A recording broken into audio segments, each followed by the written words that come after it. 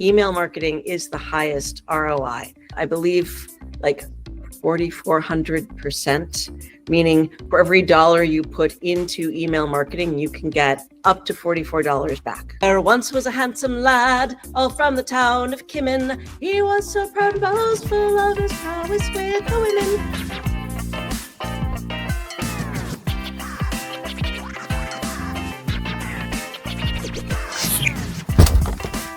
Welcome back to another exciting episode. And today we have another special guest.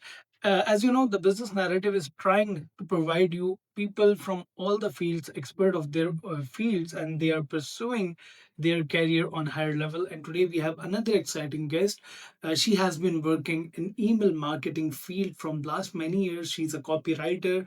With that, we will discuss how you can scale up your business. How can you get more social media presence with the help of email marketing. So without any further delay, let's talk to Miss Tanya. Miss Tanya, thank you so much for your precious time. Thank you so much for having me, Arham. I really appreciate it. So you were in start of your career, you were working with a band, like a rock band, and you were a part of that band, and you were doing branding for that particular band as well. So how that experience shaped up you as a person and your skills as an email marketer or copywriter? So, first of all, people were very familiar with copywriting at that point. Copywriting is very old. They've found copywriting advertisements as far back as ancient Egypt. Email marketing, however, was very, very new. This was an idea that people had just come up with. I think A. Weber was the very first, or at least one of the very first email service providers that was available. This was before the CAN Spam Act. Yes, that is a real American government acronym. This was before, people were, regulating things on the internet. And I was sending emails out from my personal email account. I mean, literally, hundreds of emails. And finally, things developed so that you had to get an actual email service provider account to control the spam, to control all of, the fraud and all of that stuff. And that was, I think, a good thing because, even at that point, I had tons of stuff coming into my own account, that was fraudulent or spam or, all sorts of really weird stuff. So that's how I got started. And what I did was I played Celtic music all over the US. So Celtic music, Irish and Scottish music. I play the harp, this kind of harp, not this kind of harp for those who understand. And what I did was I started a list on a piece of paper. We at one point, I think we started with a notebook and we put on a notebook and a pen and said, add your email address. And people wrote down their email names and email addresses and I think zip codes. And that's how we started.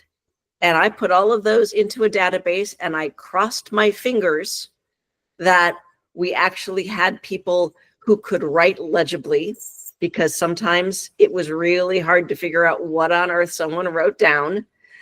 And I would send out an email every time we toured to an area, which is why I asked for the zip code. And I would send out a monthly newsletter saying, hey, this is what we're doing. This is where we're touring. This is what's going on with the band. Here are a couple of fun anecdotes from the road, that type of thing. So that's how I got started in email marketing, was literally promoting my own band with, hey, we're in your area and these are the shows we're playing. And hey, this is what's going on with the band. Now, fast forward a few years and the band broke up, as unfortunately all bands do.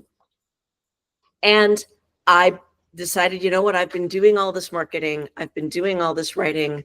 I have a degree in creative writing and theater. I'm going to give copywriting a try.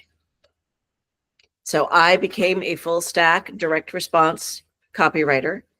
And because I'd already done so much email marketing, that was ultimately what drew me in as a focus area, because I already knew how to do it. I already knew how to collect the email addresses and send the weekly or monthly emails and do all of that stuff because I'd been doing it for my band for so many years.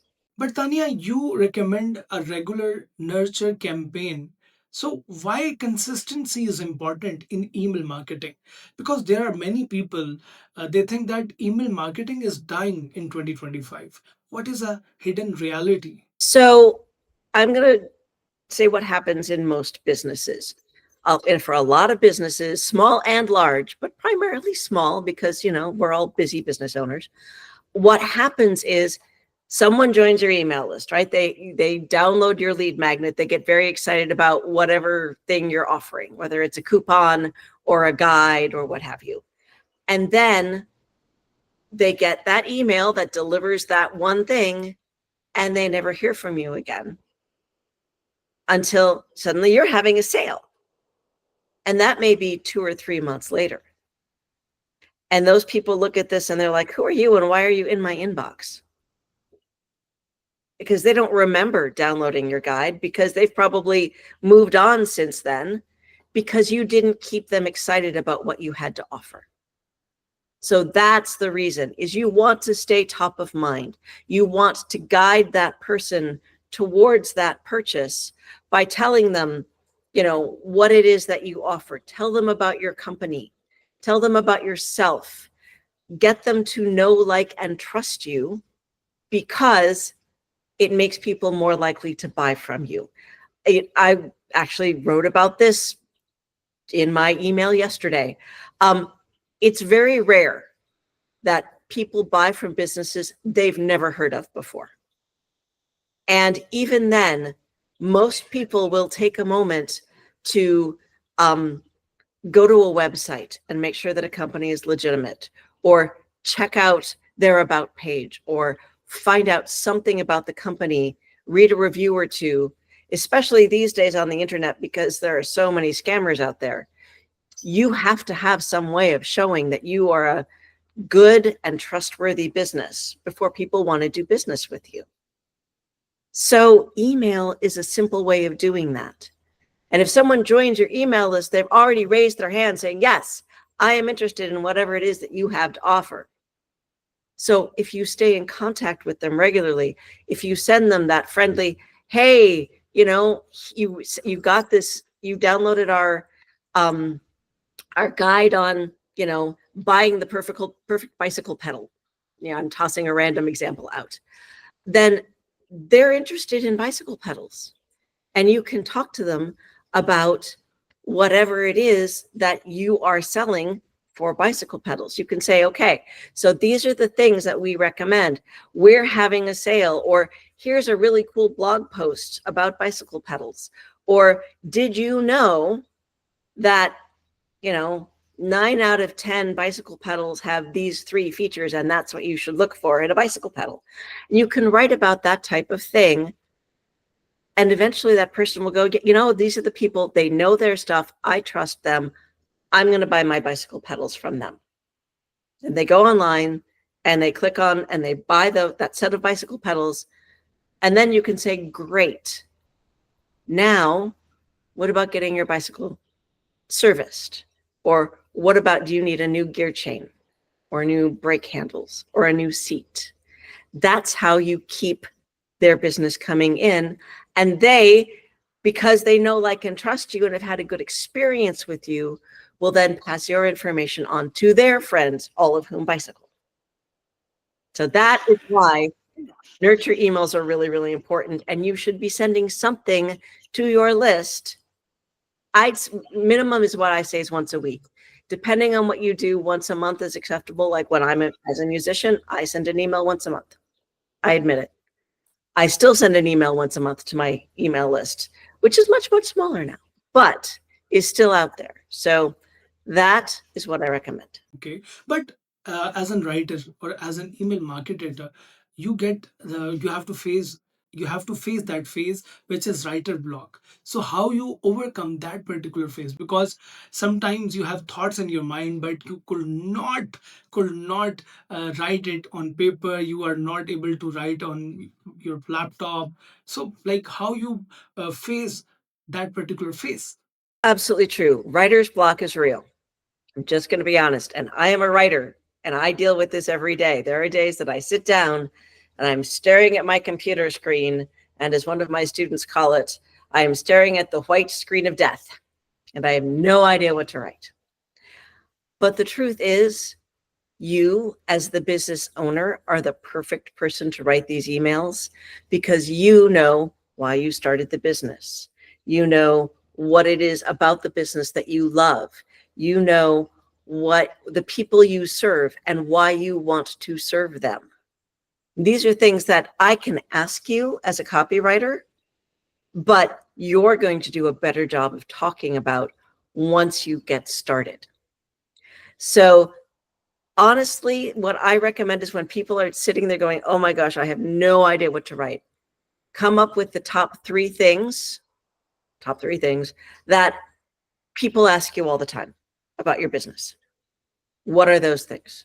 And it doesn't matter if you sell bicycles or you write email copy or you run a podcast or you work in government. What are the top three things that people ask you? You now have 3 email topics because I know you have answers because you're used to answering those things over and over and over again. And so every single time you get stuck, answer another question that people ask you all the time. That's the easiest way to get started. And your subject line can literally be, let's go back to our bicycle example. Why do my brake cables keep freezing up? That's your subject line.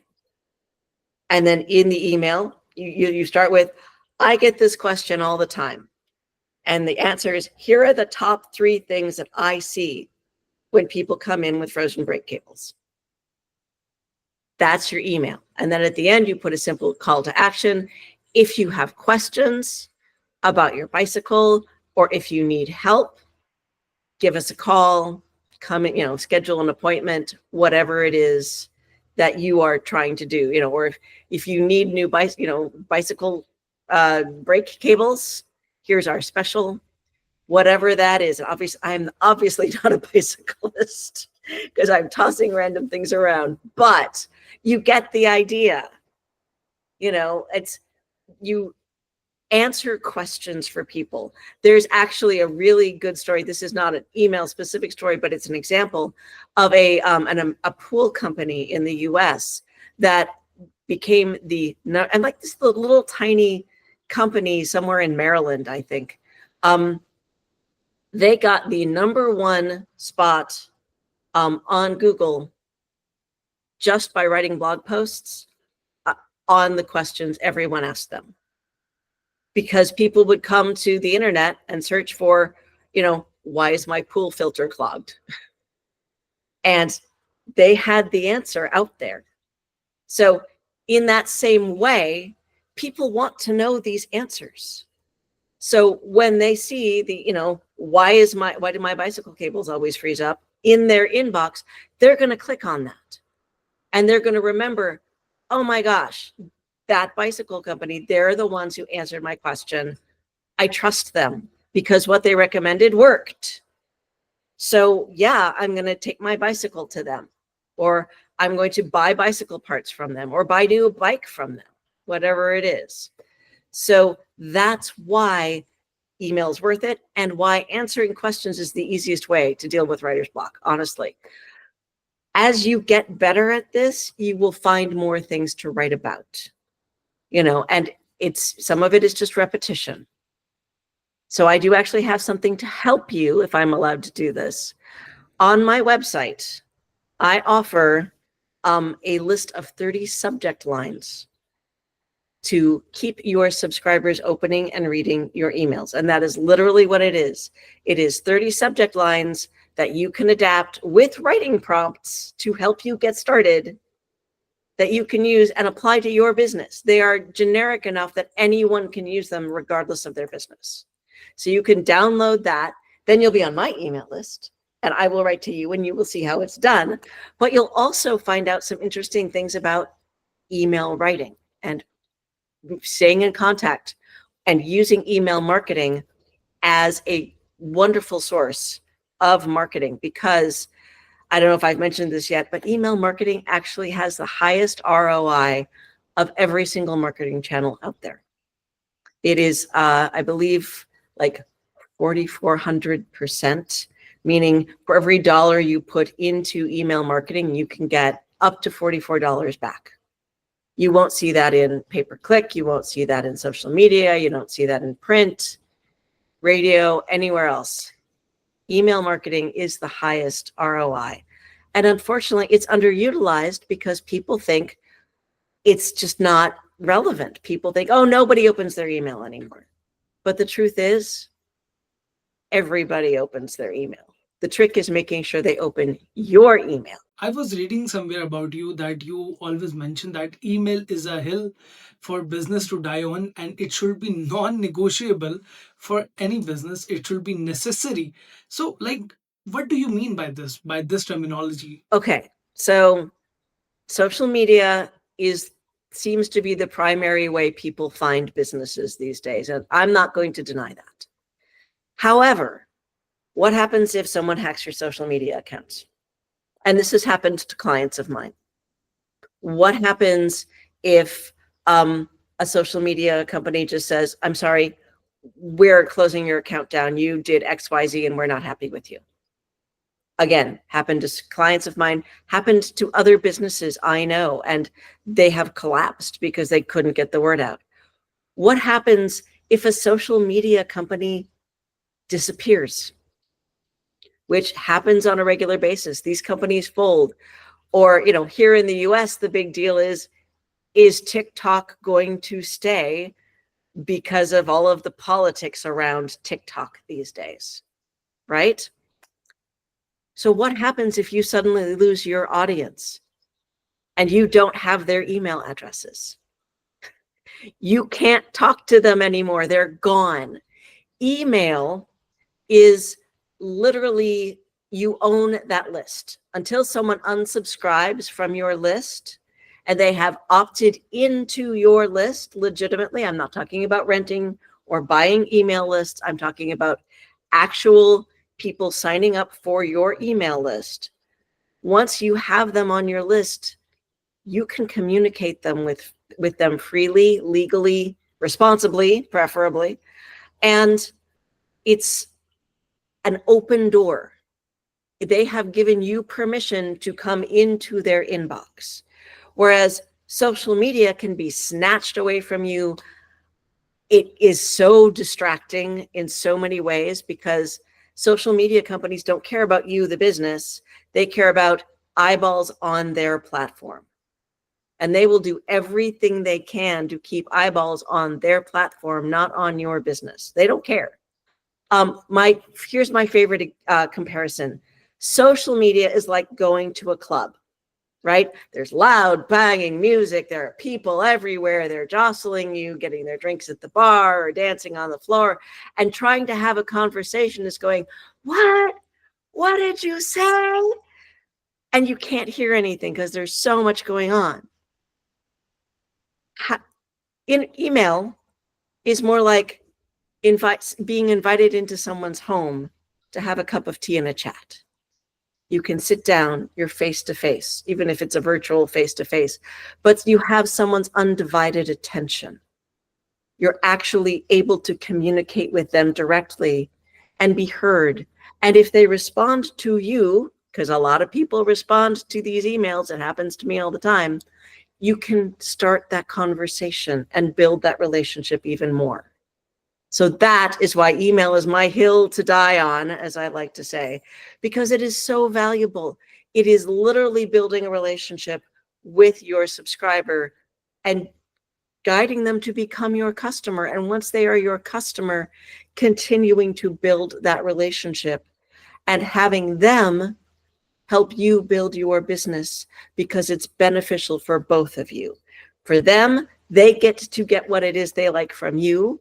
For you, they help you by sharing how much they love your business with their friends. On the other side, we see, Tanya, that people are using AI, and AI is doing each and everything.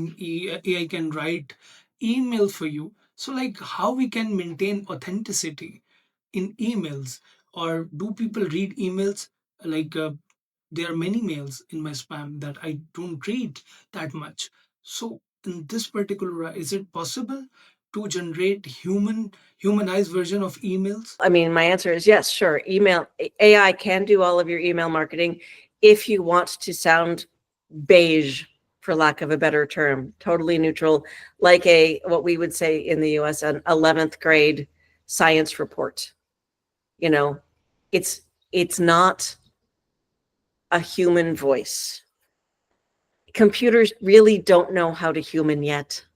I'm sorry, they try, but a computer can't tell me about your experience as another human being, because it's not a human being. I can describe to you the sensation of biting into a strawberry, right? Or into, any ripe piece of fruit that you love. And we can both have that sensation and have that memory because we've both done it. A computer can generate those words, but it can't convey the emotion behind it. And I think that's where the authenticity comes in. We can look at any number of, I mean, I look at AI generated stuff all the time. I have a group of business owners, and we write our emails together, and then I review those emails, and then we edit those emails, so they have time to edit their emails, and then their email for the week is done. I call it the email writing accountability group. In that group, people use AI all the time, and that's fine. And I look at what the AI wrote and I say, okay, this part's good. You need to fix this. There isn't enough, whatever, this doesn't sound like you, or I have no reason to care about this. Why should I care? That's what AI misses. Really, AI is large language models, which is what most of us use. So ChatGPT, Claude, Jasper, whatever, other Gemini, which I think is the Google version. They are literally stringing a bunch of words together. They're an autocorrect on steroids. They're coming up with the thing that they think should come next in sequence. They're not trying to express themselves. Humans use words to express themselves. That's the difference. So yes, an AI can get you started and give you a messy first draft, which is a great way to deal with writer's block. But you then need to go through and say, okay, this is what I really mean. This is what really matters. This is what my people want to know about. So yeah, you can put in your audience demographics and your audience psychographics and what you're trying to write about. And honestly, AI does a great job of generating topics, giving you writing prompts. In fact, I have an entire course on how to do just that. Use AI to write your subject line and give you a writing prompt so you're not stuck. It's an awesome thing. However, I do not let AI write any of my emails. Not for me, not for my clients. I will definitely use it as a research tool. If a client says, here's our problem, we need to solve this, here's the material we have, I will go out and do a bunch of research to make sure I have all the data I need to write about whatever that is. And I'll tell my client that's what I did. And I'll say, please make sure all of this is correct because AI. But I will also go and make sure that I have sources for all of that are real because AI. And I want to write from the perspective of a human being because I'm writing to other human beings. So I always like to say, we all talk about in business, we talk about, are we B2B or are we B2C, business to consumer or business to business? But ultimately, we are all P2P, person to person. And we have to remember not to let the technology get in the way of that person-to-person relationship, because ultimately it is still about the human relationship. Otherwise, we're going to devolve into a society of, a whole bunch of robots writing to each other and the rest of us not knowing what to do with our time. And that's not the world I want to live in. I want to live in a world where people are relating to people. Okay, but what about Gen Z, Generation Z? Because their attention span is very, very low, like 2 to 3 seconds. If I'm particularly talking about video, and if we talk about blogging or blog writing, they hardly read. So the question is, those businesses who have the targeted audience Gen Z, how they can target them with the help of email marketing? Because mostly the concept is around the globe is that Gen Z, they don't even open emails. This is the reality. First of all, everyone opens email. Gen Z opens email. In fact, the majority, at least in this country, a lot of kids, especially during the pandemic, were getting their homework assignments via email. So people open email across the board. Pretty much everyone deals with email in some way, shape, or form. In terms of email marketing, again, that trick is to get them to open your email, to be that noticeable thing in that sea of subject lines, right? So you really need to think about what's going to grab someone's attention. And if you're working with Gen Z, you want to work within their language and their demographic, just like if you're working with what we call the boomers, or the greatest generation, those are the terms we use here, or you're talking about Gen X, like me. When I'm talking to people my age, I'm going to use different references and different cultural touch points than if I am writing to teenagers and 20-somethings. And that is how you get people to pay attention to you and to your business. First of all, whatever it is you're doing should be relevant to them. You are not going to sell adult diapers to a 22-year-old. You may sell children's diapers to a 22-year-old, but that's a different conversation. Adult diapers are for either, someone my age who's dealing with an elderly parent, or for that elderly person. Children's diapers are for that 22-year-old who just had a kid. So think about who you're talking to and how they talk. And these days, this is where ChatGPT is really good. This is where AI really comes in handy, is you can do a ton of research on these people. You can ask Chat, you can say, this is the demographic I'm looking at. This is what I do. This is what I'm trying to sell. Tell me the top 5 challenges, desires, and objections that these people have to what I'm trying to sell. And you can get a ton of information. And then you can say, put this in the language they would use. And that actually gives you literally the language they use so that you can write to them in their own words. And that is the most powerful thing, is to literally see something that you thought yesterday on the screen in front of you. And you literally look at that and go, oh my God, how did they get in my head? How did they know? And you can also do that by talking to people, saying, can I interview you? Can we talk about this thing for a minute?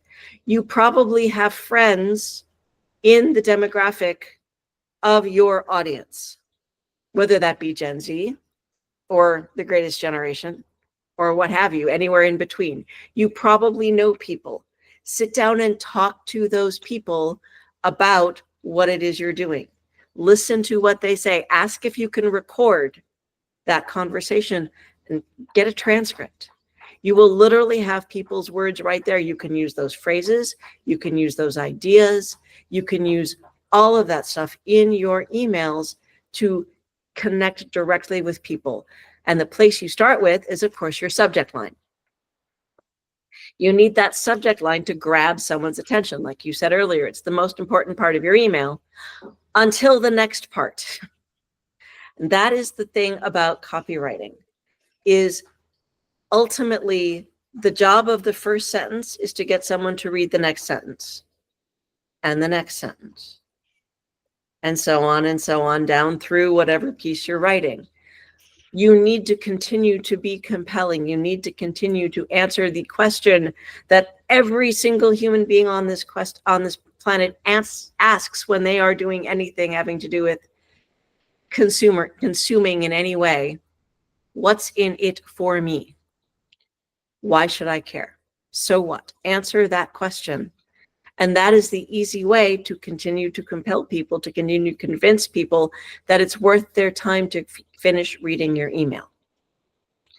Stories do it really well. People love stories. We thrive on stories. And how-tos. How do you change out that bicycle pedal quickly and easily, or maintain that bicycle pedal? Or how do you as the business owner think about what it is that you do for your business? Why did you start? What is the best day on the job for you? What does that look like? Those are all things that you can write about that answer that what's in it for me question. And you could, again, use those people's own language, own thoughts. When someone says, oh my God, I have this horrible problem and it drives me nuts. That's who you're trying to help. You're trying to serve people. I think that's something we all forget as business owners. Like, okay, we have to make sales. We have to, meet our bottom line. We have to pay our people. We have whatever it is. We are in business to serve. We are here to serve the people who we went into business for. Because a business without customers is not a business. So just remember that you are here to serve the people who will benefit the most from whatever it is you offer. Keep that in mind, and you'll have a very successful business by virtue of the fact that people will be like, I want to deal with this person because they're genuinely here to help me. And we all need to help each other. Everybody needs a little help. And when you can solve a problem for someone, that's a genuinely helpful thing. Tanya, now I will going to detrack you a little bit because we have a surprise rapid fire round, and I will be going to ask you some rapid fire questions and you have to answer them very quickly. Tea or coffee? Tea, herbal tea. I don't drink caffeine at all. Any fictional character that you want to play in your real life that you wish that I can play this character? So many. But I'm going to go with Doctor Who. I want to be the next doctor. Okay. Lastly, do let me know any habit that changed your professional career. Meditation. I spend about 10 to 15 minutes meditating in the morning, and I just find it makes me a more grounded person and helps me just get on with my day much more easily. In the start of the conversation, as I mentioned that you were working with a band as well, and you are a secret musician, so I request you to sing few lines for all the viewers, so that we get to see the hidden talent of yours. Oh, let's see. Okay. How about I sing something that I wrote for you? I'll sing a verse of a song that I wrote for you. So this is a song called Maiden's Revenge, and it's about a young man who was a bit too big for his britches and the young woman who cut him down to size. There once was a handsome lad, all from the town of Kimmin. He was so proud and boastful of his prowess with the women, for the tales were told that made him out to be a Romeo. But he'd have his way with a lass, whether she would or no. One day young Mary Stockwell did catch this Johnny's eye, and the next thing that you know, he had his hand upon her thigh. Young Mary, hearing of the tales, did push his hand away, and her proud and foolish gesture did cause the this lad to say, oh, run like the devil, Mary, run. Run like the devil, Mary, run, for I will catch you quick, and we will have some fun, for the time's run out on your virtue. There you go. Thank you so much, Tanya, for your precious time. And I'm damn sure, 100% sure, after watching this podcast, your reservations regarding email marketing should be gone, because uh, Tanya has told us that how you can grow your business. Like, if there will be no internet, if there will be no social media platform, not like we are not talking about particular internet, if there will be no social media marketing, email marketing will be there. So as an entrepreneur, you should know the description. You should be able to write product description. This is the most important thing. I think these insights will going to help you a lot.